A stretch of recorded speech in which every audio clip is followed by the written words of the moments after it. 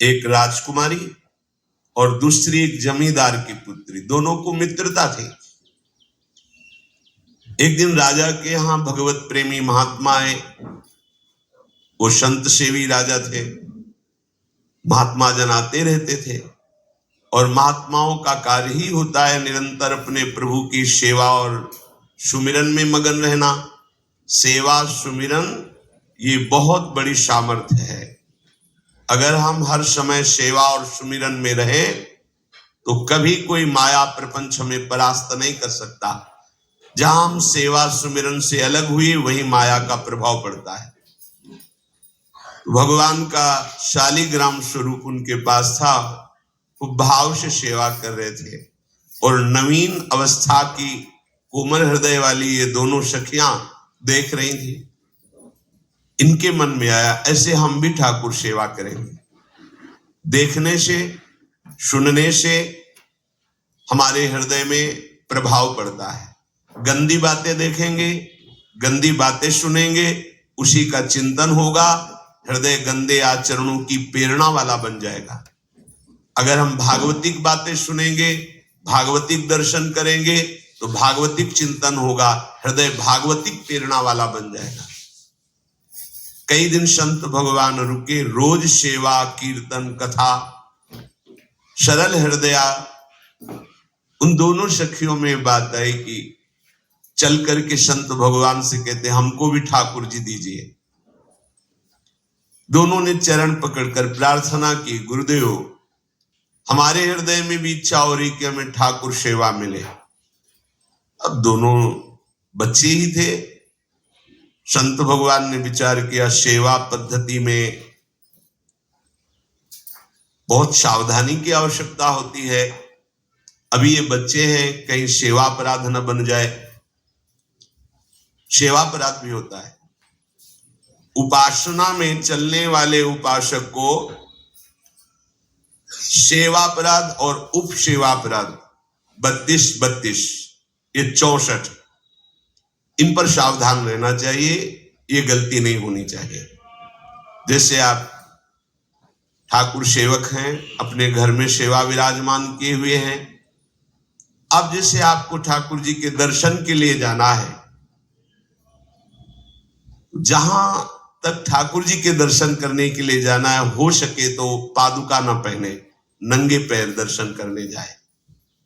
यदि आप में ऐसी सामर्थ्य नहीं है किसी कारण से, तो सीढ़ियों में पादुका नहीं पहनना चाहिए। जहां से मंदिर की सीढ़ियां हैं, पादुका उतार कर माथा रखकर सीढ़ी में फिर चढ़ना चाहिए।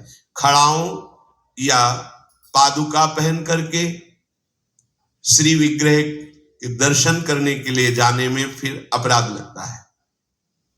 अरे अपने मालिक के दर्शन करने जा रहे हैं, स्वामी के दर्शन करने जा रहे हैं, प्रभु के दर्शन करने जा रहे हैं, तो अपनी कुटिया से और मंदिर तक नंगे पैर जाना चाहिए। ये भावना रखनी चाहिए। भरत जी जा रहे हैं प्रभु के दर्शन करने के लिए, अयोध्या से पैदल ही चले थे, तो सुकुमार चरणारविंद तो बड़े बड़े फफोके छाले पड़ गए थे। वशिष्ठ जी ने देखा, सबने मिलकर भरत जी से कहा पालकी पे बैठ जाइए। तो उनका हाँ, मेरे प्रभु यहाँ नंगे पैर चले हैं और मैं पालकी पे बैठ जाऊं? उचित तो यह है कि अपने प्रभु के दर्शन के लिए मैं जा रहा हूं, तो जहां जहां प्रभु के चरण पड़े वहां मेरा शीश पड़े, अर्थात सिर भर जाऊं। उचित मोरा सब ते सेवक धर्म कठोरा। यहां मैं सर के बल चल के जाऊं पर असमर्थ हूं। तो आप कह रहे पैर में छाले पड़ गए, आप सवारी में बैठ जाइए, ऐसा नहीं हो सकता। तो अपने प्रभु के दर्शन करने के लिए जब जाए तो हो सके सामर्थ्य हो तो पादुका न पहने, कोई खड़ाऊं चप्पल जूता आदि ना पहने। अगर पहने तो बस सीढ़ी तक ही पहन कर जाए, ऊपर सीढ़ियों के नहीं। इतने सुकुमार मत बनो, ये आग में जलाया जाएगा शरीर, ये गाड़ दिया जाएगा शरीर, इससे ज्यादा प्यार ना करो। अब इतना दृढ़ विश्वास कि ये बच्चे हैं, सेवा भाव कैसे पूर्ण कर पाएंगे? तो उन संत भगवान ने दोनों बच्चियों से कहा कल ठाकुर जी लाएंगे, हम आपको दे देंगे। तो गांव में घूमे तो आसपास गोले गोले से पत्थर मिले, पत्थर लाए 2 और कहा कि ये लो तुम्हारे ठाकुर जी, दोनों को। देखो, गुरु वचनों पर और गुरु प्रदत्त सेवा वस्तु पर कितना भाव होना चाहिए। उन्होंने दृढ़ विश्वास किया कि मुझे भगवान गुरुदेव ने दिया, ये भगवान है मेरे। दोनों ने अपने हृदय से लगाया। अब एक जमींदार की पुत्री थी, एक राजकुमारी, स्वर्ण के सिंहासन में, और उनका नाम रखा शिल्पिल्ले ठाकुर। शिल मतलब पत्थर, तो उनका, तुम्हारे ठाकुर का नाम शिल्पिल्ले गोविंद है। दोनों सिंहासन पर रखकर आराधना कर दी।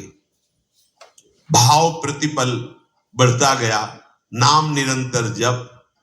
गुरु प्रदत्त ठाकुर पर विशेष चमत्कार हृदय में प्रकट होता है यदि उन्हीं की नियमावली से चलो। अपने मन से बाजार से खरीद लाए, विराजमान किए हैं, कभी सेवा की कभी नहीं की, वो भी अच्छा है, कम से कम भागवतिक भाव तो है। लेकिन सिद्धि जो प्राप्त होती है वो गुरु कृपा से, गुरु प्रदत्त ठाकुर से। जैसे धन्ना जी को भांग के बट्टे में ठाकुर जी प्रकाशित हो गए, गुरु प्रदत्त।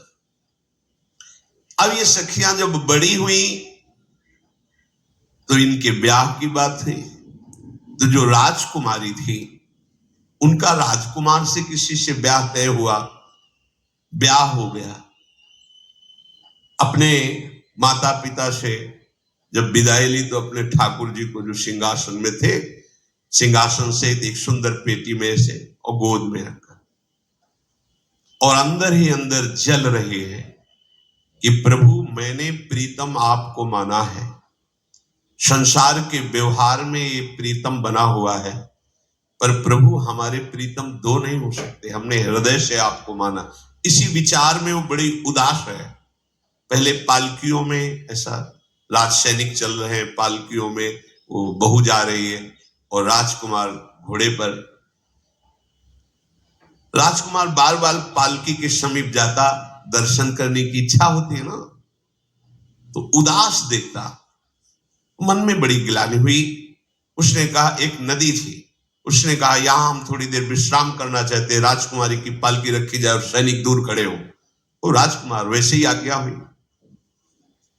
तो बात करना चाहते हैं, पर वो ना देखती है और ना बात करती है, और इतना सुंदर रूप, क्योंकि ब्रह्मचारिणी और भगवत आराधना। अब उसके हृदय में जलन हुई कि ऐसा क्या है जो हमसे बात नहीं कर रही। बस बार बार ऐसे पिटारी खोल के ऐसे ठाकुर जी को देखती। नाम जप और सेवा के प्रभाव से वो सिल नहीं रह गया था, वहां उसको सांवरे श्याम सुंदर की झांकी मिलती थी। जब अपने शिल्पिल्ले ठाकुर जी को देखती तो ललित त्रिभंगी श्री लालजू महाराज श्याम सुंदर दिखाए, अत्यंत आसक्ति। गुरु प्रदत्त किसी भी शब्द में, किसी भी वस्तु में दिव्यता होती है, बस हमारी भावना होनी चाहिए। अरे बोले ये हम नहीं दे सकते, ये गुरु प्रदत्त है, नहीं हम प्राण दे सकते हैं, लेकिन ये नहीं। जिसका गुरु वचन पर, गुरु प्रदत्त वस्तु पर, गुरु प्रदत्त ठाकुर पर दृढ़ निष्ठा हो गई, वही सिद्ध हो जाता है। अब उसने समझ लिया कि पिटारी में जो कुछ है यही हमारे और राजकुमारी के बीच में बाधा है। दो चार दासियों को बुलाया और कहा, इनको बातों में उलझाओ, पिटारी पीछे हमें दो। और प्रवीण दासियां उनको विनोद भाषा में, हंसी मजाक में बात, लेकिन वो उदासीन। धीरे से गोद में पेटी थी, ले ली, हम लिए हुए हैं। अब बातचीत में सारा, और पेटी उनको दे दी। राजकुमार ने राजकुमारी से कहा, यही पेटी तो हमारे आपके बीच में बात, फेंक दी नदी में। अब तो जो उसके हृदय में पीड़ा हुई, भारी व्याकुलता। अब राजकुमार सैनिकों के साथ तुरंत पालकी उठवाई, महल ले गया। पर वो आसक्त है, इतनी सुंदर राजकुमारी, क्योंकि भागवतिक तेज से संपन्न में आकर्षण होता है। राजकुमारी ने कहा, यदि हमारे ठाकुर नहीं तो मैं नहीं।